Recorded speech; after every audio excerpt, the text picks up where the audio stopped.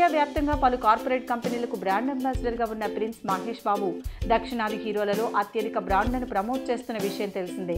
ఆ తర్వాత కోలీవుడ్ నుంచి సూర్య వంటి హీరోలుండగా తెలుగులో మహేష్ తర్వాత స్థానం అల్లు అర్జున్కు దక్కుతోంది. మహేష్కు పోటీగా ఇప్పటికే పలు బ్రాండ్లకు అంబాసిడర్గా వ్యవహరిస్తుండగా ఇప్పుడు బరిలో తాను కూడా ఉన్నానంటూ సత్తా చాటుతున్నాడు young rebel star Prabhas. Baahubali సినిమా ద్వారా లభించిన ఖ్యాతిని సద్వినియోగం చేసుకునే విధంగా పలు కార్పొరేట్ కంపెనీలకు బ్రాండ్ అంబాసిడర్గా ఉండబోతున్నాడు ప్రభాస్. బాహుబలి 1 విడుదలైన తర్వాత మహీంద్రా వంటి కంపెనీ తరపున ప్రచారకర్తగా నిలిచిన ప్రభాస్ తాజాగా బాహుబలి 2 తర్వాత ఓ మొబైల్ సంస్థకు బ్రాండ్ అంబాసిడర్గా ఉండేందుకు ఒప్పందాలు కుదుర్చుకున్నారు.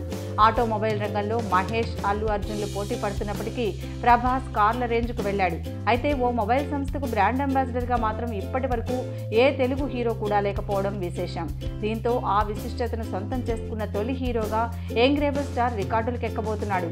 బాహుబలి 2 విజయం తర్వాత ఎన్నో కంపెనీలు ప్రభాస్ వెంటబడుతున్నా వాటిని ఓకే చెప్పకుండా జియోని మొబైల్ కంపెనీకి ప్రచారకర్తగా ఉండేందుకు అంగీకారం తెలపడం విశేషం. ఇప్పటికే ఈ బ్రాండ్ను విరాట్ కోహ్లీ, శృతి హాసన్, ఆలియా భట్ తదితరులు ప్రమోట్ చేస్తుండగా తాజాగా ప్రభాస్ వాళ్ళ సరసన చేరబోతున్నాడు. Thanks for watching.